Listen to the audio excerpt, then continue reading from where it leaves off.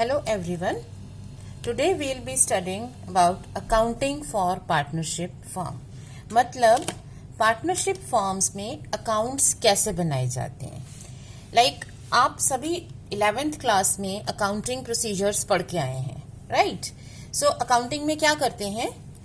Accounting process starts with journal, मतलब जो भी ट्रांजैक्शंस हैं उनकी एंट्रीज करो. Then you classify them in ledgers, और उसके बाद समराइजेशन में ट्रायल बैलेंस बना के आप उसके फाइनल अकाउंट्स बनाते हो, right? And in final accounts what do we prepare? हम प्रिपेयर करते हैं trading and profit and loss account, जो कि प्रॉफिट और लॉस बताता है फर्म का. और दूसरी चीज क्या होती है? बैलेंस शीट, जो बताती है एसेट्स और लाइबिलिटी पोजीशन. ओके, सो ये प्रोसेस है हमारा अकाउंटिंग का. 11th में आपने पढ़ा था सोल प्रोप्राइटरशिप के बारे में. मतलब एक पर्सन अगर बिजनेस कर रहा है तो वो किस तरह से अपने अकाउंट्स बनाता है. अब अगर उसी एक पर्सन की जगह 2 या 4 लोग मिलकर अगर बिजनेस अपना करते हैं तो क्या उससे हमारी अकाउंटिंग पर कोई फर्क पड़ेगा? हमारे जर्नल हैं, लेजर्स हैं, समराइजेशन, ट्रायल बैलेंस और फाइनल अकाउंट्स, इसमें कहाँ फर्क पड़ेगा? जैसे एक सोल प्रोप्राइटर अपने बिजनेस के लिए गुड्स परचेज करता है, फिर उनकी सेल करता है, सिमिलरली पार्टनरशिप फर्म में भी यही काम हो रहा है. जैसे एक sole proprietor purchases some assets for his business, partnership में भी यही हो रहा है. Sole proprietor pays expenses, rent, salary etcetera, partnership में भी यही हो रहा है, राइट? सो पार्टनरशिप में ऐसा कुछ नया नहीं है जो कि बिजनेस में पहले से नहीं हो रहा होता. मतलब चाहे हम अकाउंट्स पार्टनरशिप फर्म के बनाएं या हम अकाउंट सोल प्रोप्राइटर के बनाएं, हमारे अकाउंटिंग तो वही होनी चाहिए, क्योंकि ट्रांजैक्शंस भी वही रहेंगी, प्रोसीजर्स भी वही रहेंगे और rules of debit and credit भी वही है. इनफैक्ट इसके अकॉर्डिंगली हम क्या कहते हैं कि हमारा जो 12th का अकाउंट्स है वो इजी है as compare to 11th standard, क्योंकि आप 11th में एक बेस बना के आए हो. आपको एंट्री मेकिंग आती है, you know how to make accounts, you know how to prepare final accounts, ये सब कुछ तो आता है. तो पार्टनरशिप फर्म में भी अगर हमें एंट्रीज करनी है, अगर हमें अकाउंट्स बनाने हैं, तो नया क्या है, right? So just think it over. Suppose हमारे पास है एक ट्रायल बैलेंस. अब एंट्रीज तो वही रहेंगी, अकाउंट्स भी वही हैं, तो आपके पास एक ट्रायल बैलेंस आ गया जिसमें आपके पास डिफरेंट अकाउंट्स हैं. In case you remember, you have capital account, you have drawings, land and building, machinery, furniture, expenses, purchases, sale. So different types of accounts are there.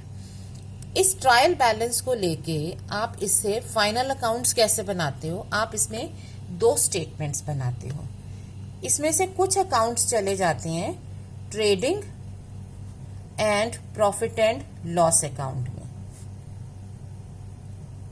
ये 2 अकाउंट्स हैं, एक है trading account, एक है profit and loss account. सो ये 2 accounts आपके continuation में बनते हैं. यहां आप सेल्स लेते हो, क्लोजिंग स्टॉक लेते हो, इस तरफ आपका opening stock, net purchases. I am just revising with you, okay.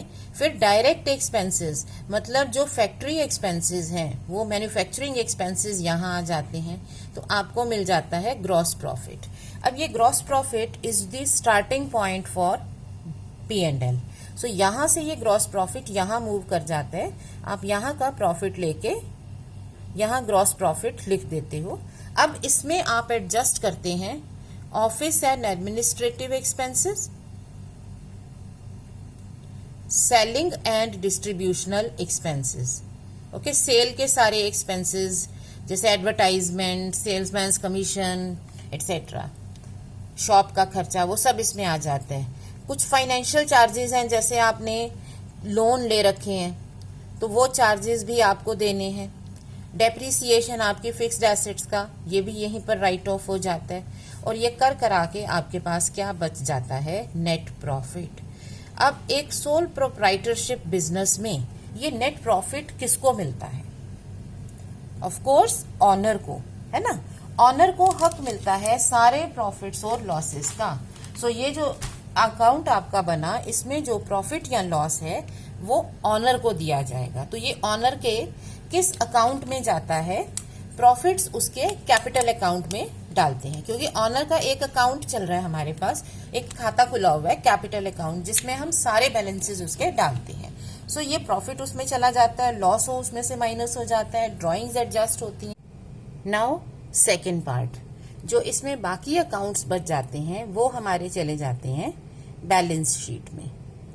Okay, सो कौन से अकाउंट्स आपके जाएंगे? जब आप बैलेंस शीट बनाते हो आपके पास आ जाता है एसेट्स, लाइबिलिटीज, और जो कैपिटल है उसमें सारा प्रॉफिट ऐड हो जाता है, क्योंकि ऑनर एक ही है तो ये कैपिटल में नेट प्रॉफिट ऐड हो जाता है, लॉस उसमें से माइनस हो जाता है, और बाकी सब liabilities, assets etcetera are recorded here. So आपकी बैलेंस शीट बन जाती है, right. This is how you prepare final accounts. मतलब ट्रायल बैलेंस हमें दिया है तो हमें ये दो मेन स्टेटमेंट्स बनानी है, इनकम स्टेटमेंट और बैलेंस शीट।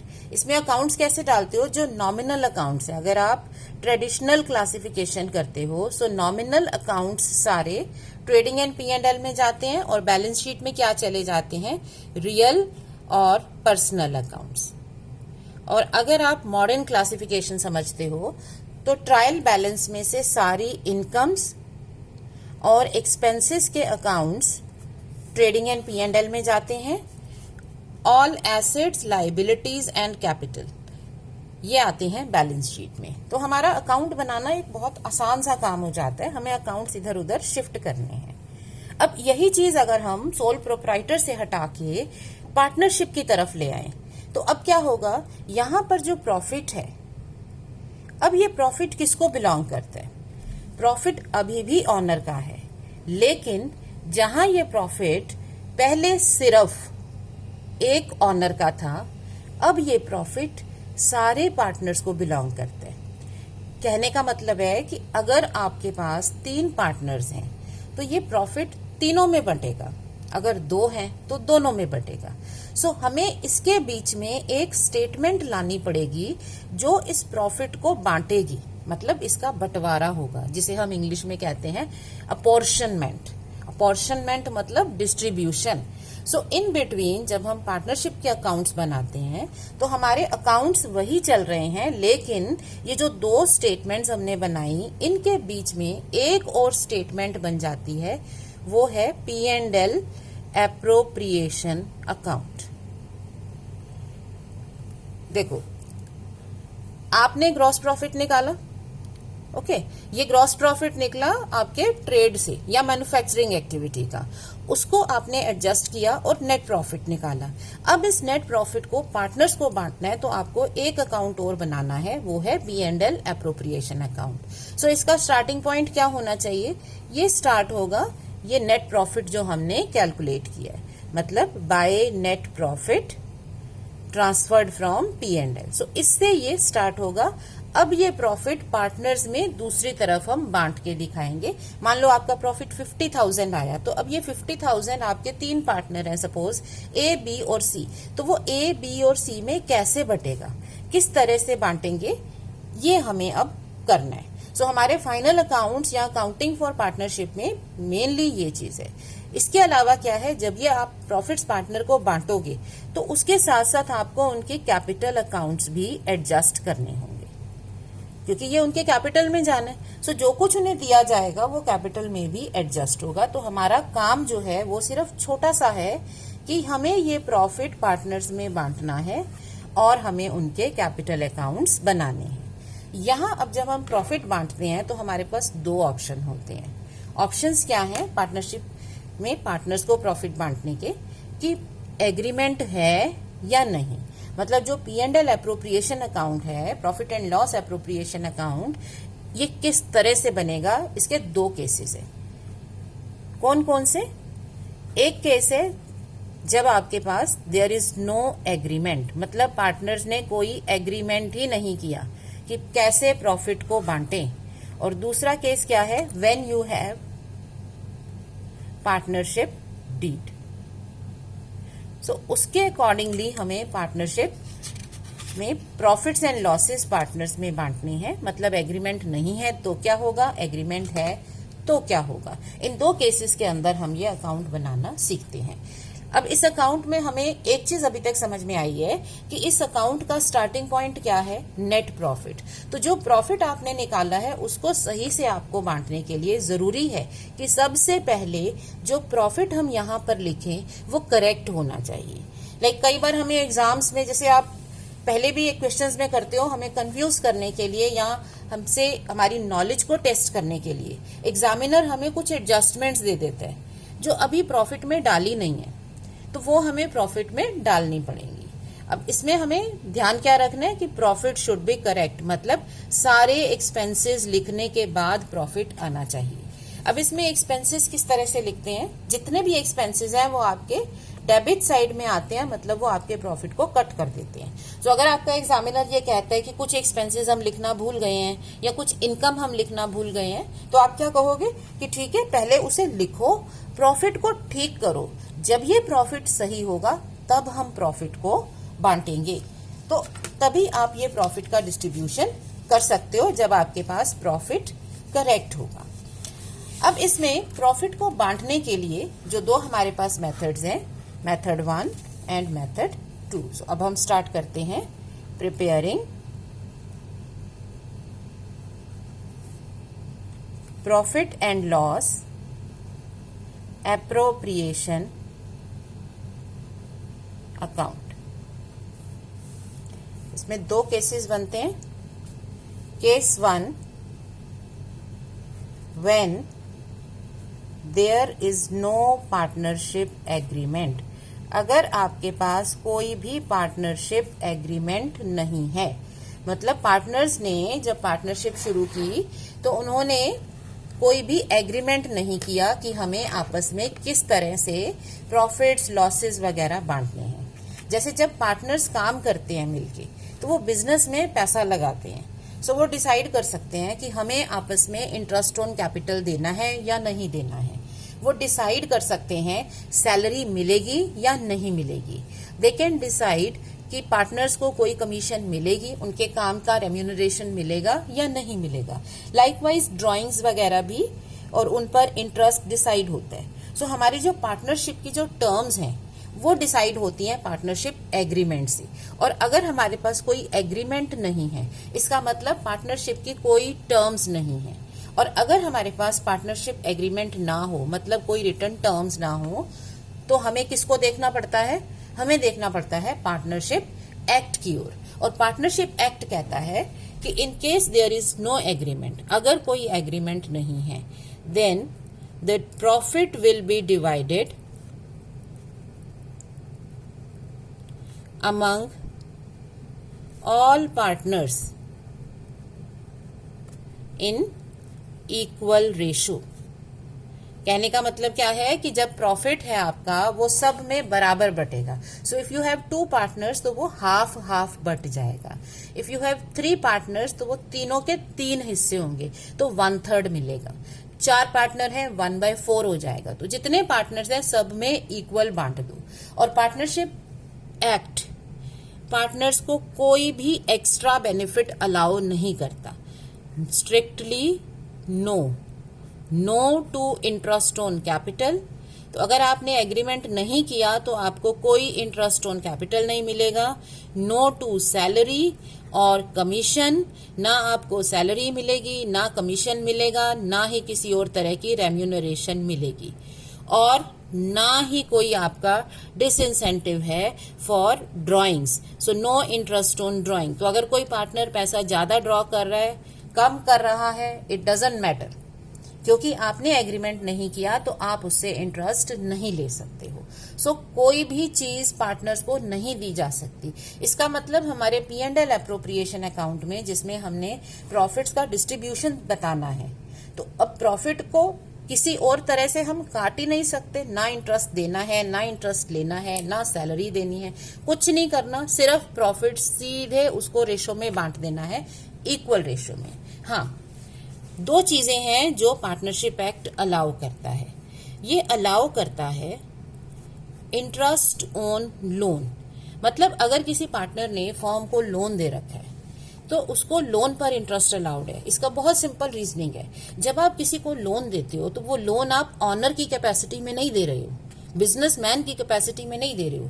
लोन तो आप लेंडर्स के भी ले सकते थे, बैंक से भी ले सकते थे, ठीक है ना। सो जब आप लोन देते हो तो आप ऑनरशिप से बढ़ के कुछ कर रहे हो, you are doing something extra. So आपको उसका बेनिफिट मिलना चाहिए, तो इंटरेस्ट आपको अलाउ करता है पार्टनरशिप एक्ट, लेकिन रेट लिमिटेड है। ये नहीं कि आप अपनी मर्जी से कोई भी रेट डिमांड कर लो या दे दो। इसका रेट है बहुत सिंपल, 6% पर एनम।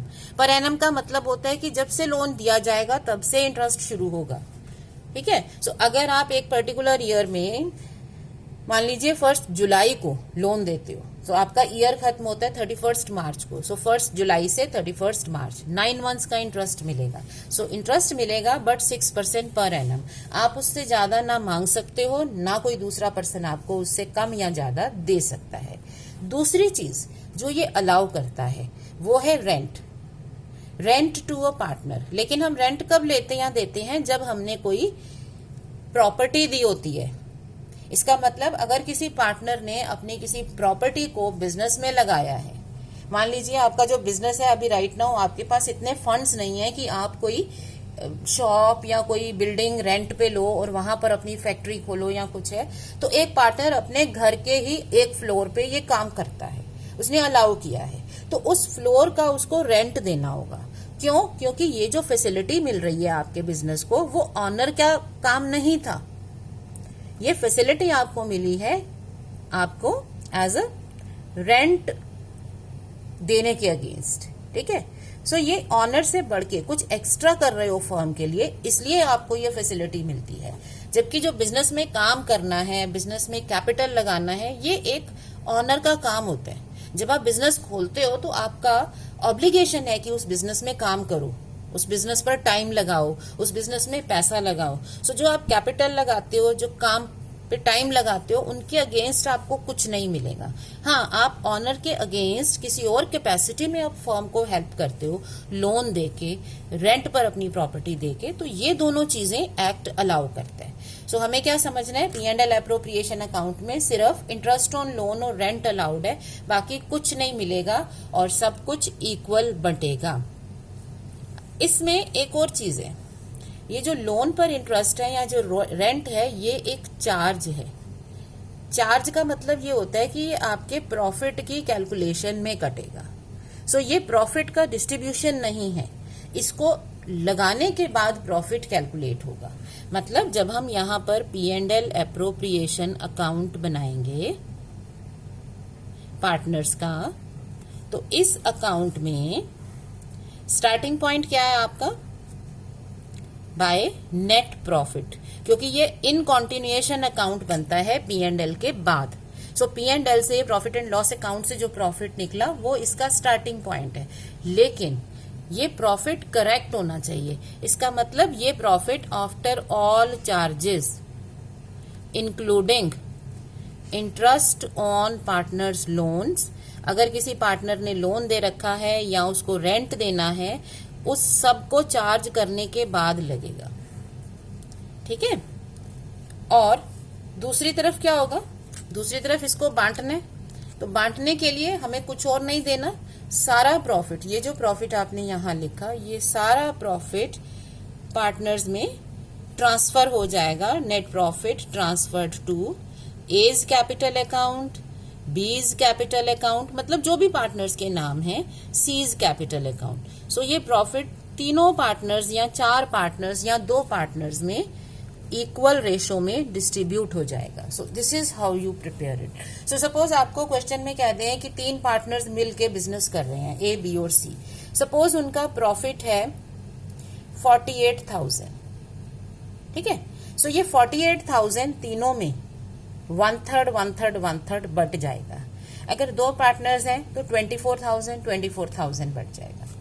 अब एक ही चीज याद रखनी है कि प्रॉफिट करेक्ट होना चाहिए। प्रॉफिट करेक्ट होने का मतलब है कि सारे चार्जेस के बाद जो भी हमारे चार्जेस हैं, मतलब जो भी एक्सपेंसेस हैं फर्म के, उनके बाद इस प्रॉफिट को लिखना है। सो अगर कोई एक्सपेंसेस आपको नहीं अप्लाई किए हुए, तो ये नहीं कि उनको यहां चार्ज करने बैठ जाओ, नो, वो P&L अप्रोप्रिएशन का काम नहीं है। P&L अप्रोप्रिएशन का काम प्रॉफिट को ठीक करना नहीं, प्रॉफिट को बांटना है। फिर से समझो, P&L का काम है हमें सही प्रॉफिट निकाल के दे, सो सारे चार्जेस P&L से होके जाते हैं।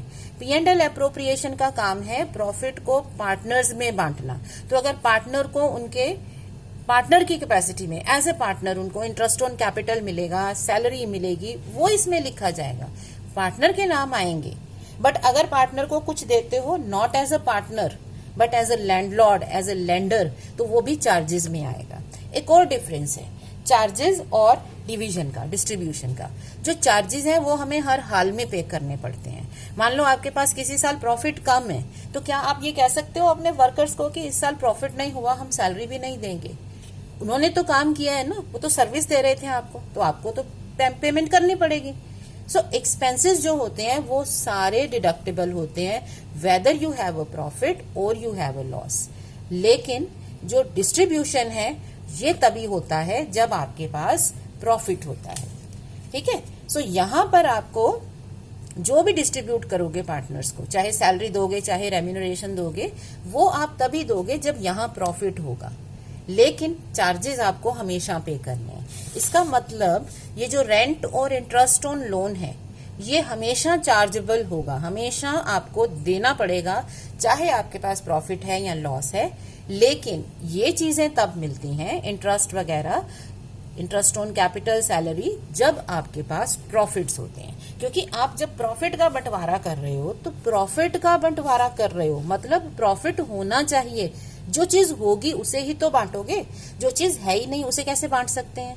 समझ रहे हो? सो पहला केस बहुत आसान है, कुछ नहीं करना। जब हमारे पास पार्टनरशिप डीड नहीं होती, पार्टनरशिप एग्रीमेंट नहीं होता, तो आप पार्टनर्स को कह देते हो कोई एक्स्ट्रा चीज नहीं मिलेगी, सिर्फ जो आपके राइट्स बनते हैं दो, because of some other capacity, जिसमें तुम पार्टनर नहीं हो, तुम लेंडर हो, तुम लैंडलॉर्ड हो, वो आपको देंगे, और वो भी आपके प्रॉफिट के चार्ज में से, मतलब P&L के थ्रू, एप्रोप्रिएशन के थ्रू नहीं, P&L के थ्रू मिलेंगे। और जो एप्रोप्रिएशन है इसमें सिर्फ एक ही चीज की जानी है, सारा प्रॉफिट रेशो में बांट देंगे। लॉस होगा तो वो भी रेशो में बांटेंगे, प्रॉफिट होगा तो वो भी रेशो में बांटेंगे। अब प्रॉफिट यहां लिखते हैं, मान लो किसी ईयर में आपके पास प्रॉफिट नहीं, लॉस हो गया, तो स्टार्टिंग पॉइंट कहां से आएगा? यहां से। क्यों?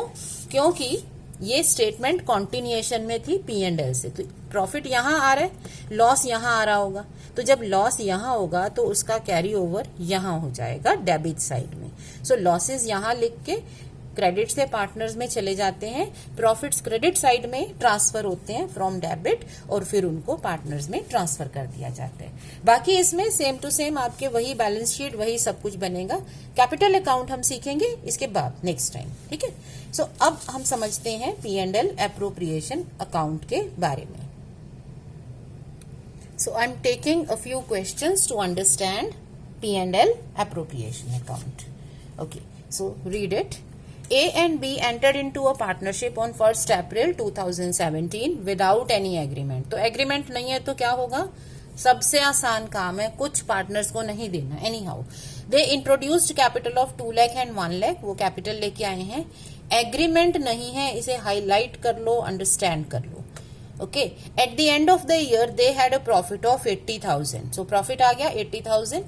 ए प्रिपेयर्ड P&L एप्रोप्रिएशन अकाउंट, तो ए ने प्रॉफिट को बांट दिया।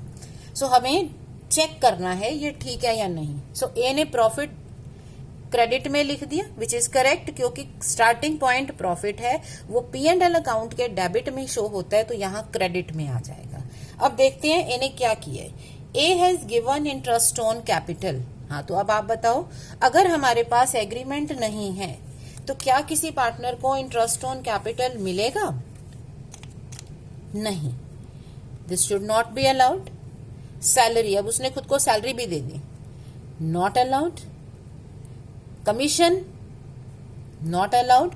क्यों? क्योंकि हमारा पार्टनरशिप एक्ट कहता है बिना एग्रीमेंट आपको कुछ नहीं मिलेगा, सारा प्रॉफिट बराबर बटेगा।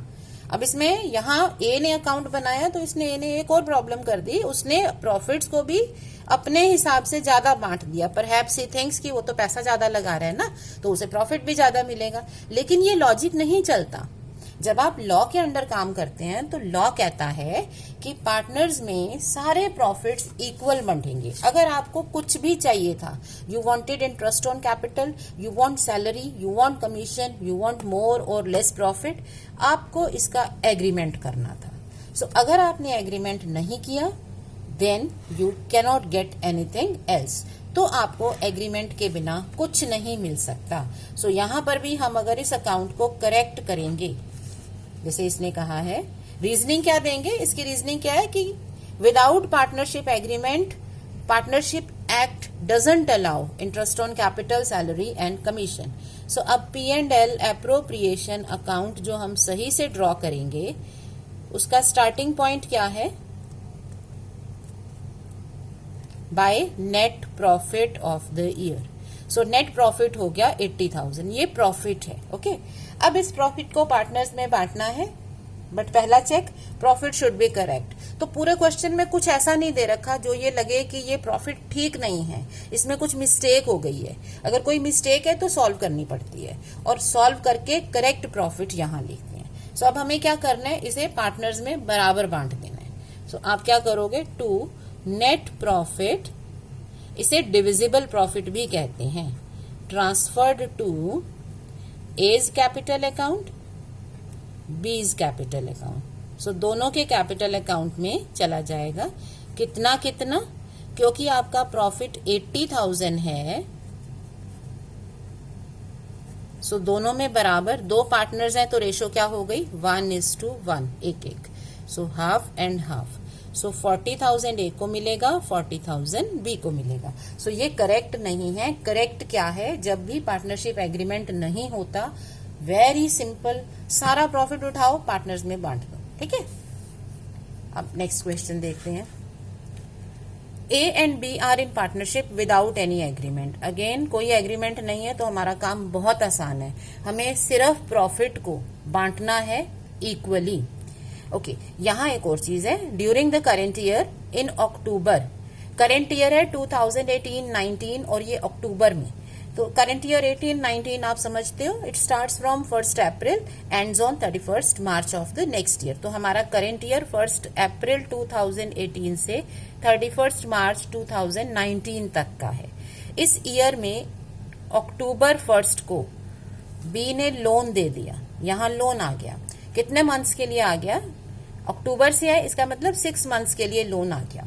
ओके, अब लोन दे दिया उसने 50,000 का।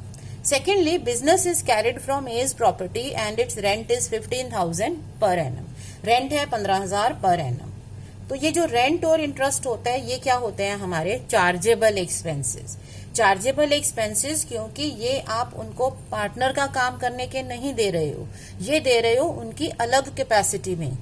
रेंट हम किसको देते हैं, जिससे हम किराए पे बिल्डिंग लेते हैं, लैंडलॉर्ड को देते हैं। तो यहाँ बी जो है वो पार्टनर की तरह से नहीं है, यहाँ बी लैंडलॉर्ड की तरह से, ए लैंडलॉर्ड की तरह अपनी प्रॉपर्टी दे रहा है, बी ने लेंडर की तरह लोन दे रखा है। तो ये चार्जेस हैं, ये पार्टनर का काम नहीं था। ठीक है ना।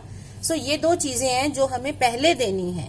सो करेंट ईयर का profit is before interest and loan. So अगर हम P&L profit and loss appropriation account बनाते हैं, किस ईयर का, फॉर द ईयर 2018-19।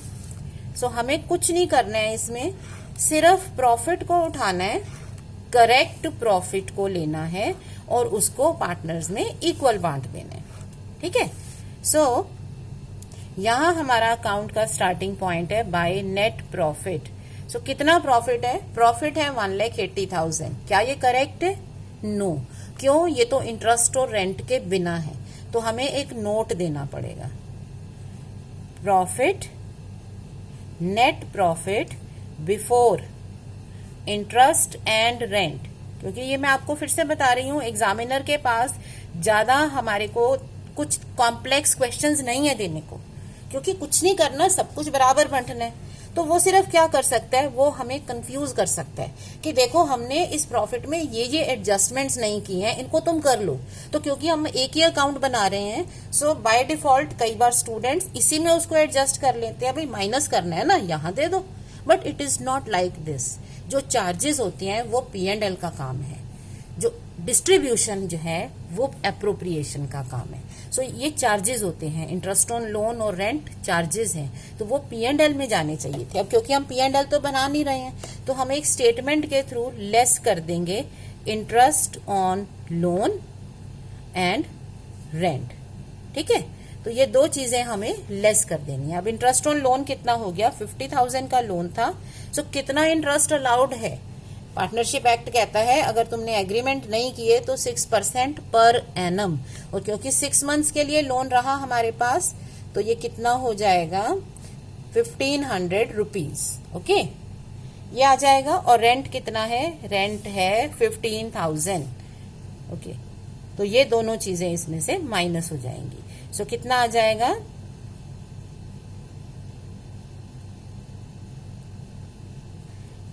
1,63,500। तो ये है डिविजिबल प्रॉफिट। डिविजिबल प्रॉफिट और नेट प्रॉफिट में फर्क है। नेट प्रॉफिट है जो बिजनेस का प्रॉफिट आया, और डिविजिबल प्रॉफिट वो होता है जो पार्टनर्स में एंड में बंटता है। अब क्योंकि इसमें यहाँ कुछ एडजस्टमेंट ही नहीं है, तो यही हमारा डिविजिबल प्रॉफिट है। So profit transferred to A's capital account, B's capital account. और किस रेशो में बटेगा,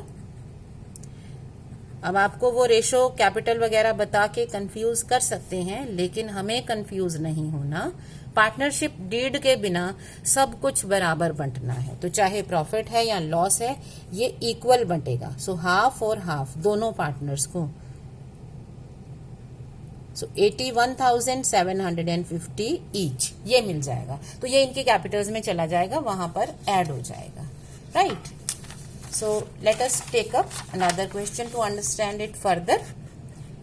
Arun and Varun are partners in a firm with capitals 50,000 and 20,000.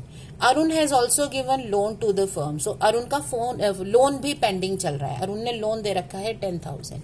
During the current year, their profit before interest on loan is 35,000. फिर से इन्होंने यहाँ पे हमें adjustment डाल दी। प्रॉफिट तो है लेकिन लोन के इंटरेस्ट के बिना है। Don't make a mistake of writing this, ये नहीं लिखा जाएगा, पहले इंटरेस्ट कटेगा फिर लिखा जाएगा। वो इंटरेस्ट पार्टनर को अलग से दे देंगे। ठीक है, अब show the distribution of profit, अब इसे बांट दो। It is further found that manager's commission of 5,000 was not recorded and it is to be accounted now. इसे अकाउंट करना है, पर अकाउंट करने का मतलब ये नहीं हो जाता कि हम जो अकाउंट बना रहे हैं उसी में ही लिख लें। जो भी बिजनेस के चार्जेस होते हैं, ठीक है, जो एक्सपेंसेस हैं, जो चार्जेस हैं, वो P&L के थ्रू एडजस्ट होते हैं, वो एप्रोप्रिएशन में नहीं आते। एप्रोप्रिएशन सिर्फ पार्टनर्स के लिए बनाया जाता है। सो जो कुछ पार्टनर्स को एज एन ऑनर, उनकी ऑनरशिप की कैपेसिटी में जो देना है, उनकी कैपिटल के लिए, उनके ड्राइंग्स के अगेंस्ट जो लेना है, जो सैलरी उनको देनी है, जो एज एन ऑनर वो काम कर रहे हैं, वो इसमें आता है। डिस्ट्रीब्यूशन ऑफ प्रॉफिट आता है, एक्सपेंसेस नहीं आते। सो चाहे वो ये कह रहे हैं अकाउंट करो, ऑफ कोर्स हम अकाउंट करेंगे, यहां नहीं करेंगे। हम क्या करेंगे, net profit before managers commission, यही दे रखा है ना, कितना है 35,000, लेस करो मैनेजर की कमीशन। अगर हम लिख देते तो उसका प्रॉफिट कम हो जाता यहाँ, ठीक है, और लेस इंटरेस्ट ऑन लोन। अब क्योंकि लोन भी पेंडिंग चल रहा है, इसका मतलब ये नहीं कि इस ईयर में दी है, पहले से है, तो 6% इंटरेस्ट अलाउड है, नॉट मोर देन दैट। सो 29,400 हमारा नेट प्रॉफिट आ गया आफ्टर ऑल एडजस्टमेंट। तो ये करेक्टेड प्रॉफिट है। अब हम अपना प्रॉफिट यहाँ पे लिख देंगे बाय नेट प्रॉफिट, जो हमारा P&L से आता है, और इसे पार्टनर्स में बांट देंगे। To partners capital account, transfer of profit, Arun's capital account, Varun's capital account. So दोनों पार्टनर्स में बांट दो। किस रेशो में, रेशो होती है हमारी इक्वल, 1/2, दो पार्टनर्स हैं, हाफ हाफ दोनों में बंट जाएगा, 14,700, 14,700, ठीक है। सो इस तरह से हमारा ये अकाउंट बनता है। Let us take up one more problem, one last problem to understand this. ABC started a business in partnership. Okay, so now we have 3 partners investing 1 lakh each. A has given a loan of 50,000. A ने loan भी साथ में ही दे दिया. During the year they had a loss of 30,000. So B and C decided that no interest will be given. Decide. अब आप ये बताओ कि जो हमारे चार्जेस हैं, interest on loan is a charge, तो हम कोई भी चार्ज डिनाई कर सकते हैं फॉर वांट ऑफ प्रॉफिट्स, कि प्रॉफिट नहीं हुए हम नहीं दे सकते, नहीं कर सकते। जो चार्जेस हैं, charges are always deductible from the profit, तो चार्ज तो आपका डिडक्ट होगा ही। सो आप क्या कहोगे? No, B and C are not correct. Okay, as per partnership deed, A has a right to get interest on loan at the rate of 6% per annum, that is 50,000 into 6%, 3,000. It is a charge against profit. ये profit के against charge है, ठीक है, and not distribution, और ये profit का distribution नहीं है। ओके, सो ये तो देना ही है। This implies loss of business 30,000। अगर इसमें हम इंटरेस्ट ऑन लोन भी डाल दें तो इंटरेस्ट ऑन लोन भी 3,000 लेस होना है। सो टोटल लॉस कितना हो गया? 33,000। सो रेंट और इंटरेस्ट ऑन लोन हर हाल में देना होता है, चाहे आपके पास पैसा है या नहीं है। So profit and loss appropriation account जो आप बनाओगे, अब इसमें इंटरेस्ट देने के बाद आपको अमाउंट लिखनी है। सो क्योंकि आपके पास लॉस था तो लॉस में एक और खर्चा जुड़ गया। जब हमारे खर्चे बढ़ जाते हैं, एक्सपेंसेस बढ़ते हैं, हमारे लॉसेस भी बढ़ जाते हैं। सो लॉस जो पहले 30,000 था, अब ये 33,000 हो गया। लॉस भी नेगेटिव है, इंटरेस्ट भी कम करना था, तो दोनों नेगेटिव नेगेटिव मिल गए। अब स्टार्टिंग पॉइंट किधर होगा? So just pause for a minute and सोचो। जब प्रॉफिट होता है तो प्रॉफिट P&L के डेबिट में शो कर रहा होता है, राइट? वो यहां से इधर शिफ्ट होता है। लॉस कहाँ आ रहा होता है? लॉस P&L के क्रेडिट में डिफरेंस आ रहा होगा, वो डेबिट में शिफ्ट होगा। सो वो यहां पे आ जाएगा to net loss. Okay, after all adjustments.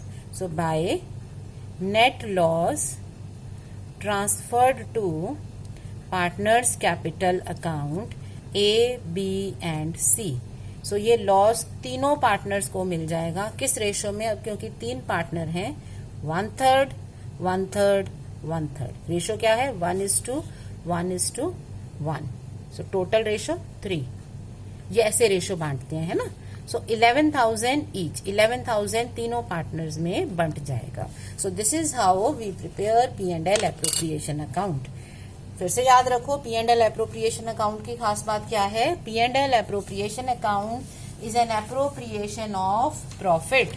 Profit का एप्रोप्रिएशन है, मतलब प्रॉफिट्स और लॉसेस को बांटने के लिए बनाते हैं। तो इसमें प्रॉफिट आएगा आफ्टर ऑल चार्जेस। ओके, और सेकेंडली, अगर हमारे पार्टनर्स के पास कोई एग्रीमेंट नहीं है, तो इस अकाउंट में कुछ नहीं मिलेगा उनको, सारा प्रॉफिट या लॉस इक्वल डिस्ट्रीब्यूट कर दिया जाएगा। Now we are using 2 terms here, one is distribution, another is charge against profit.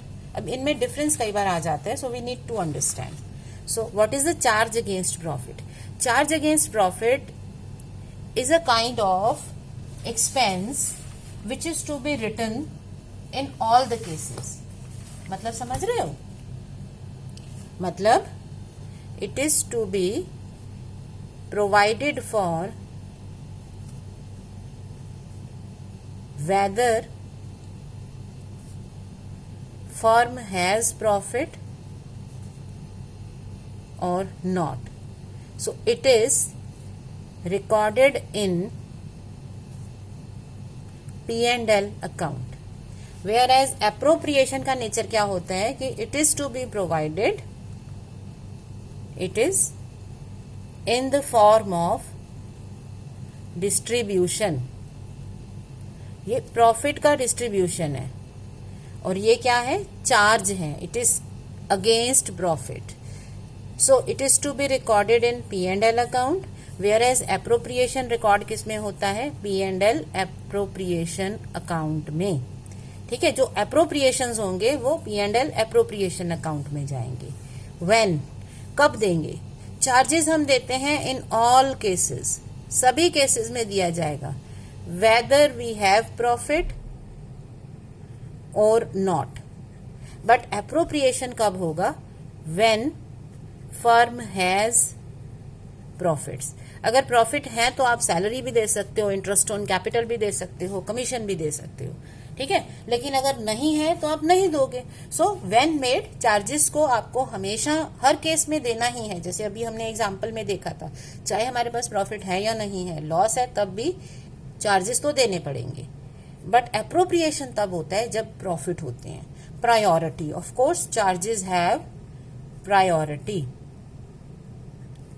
But appropriation is secondary.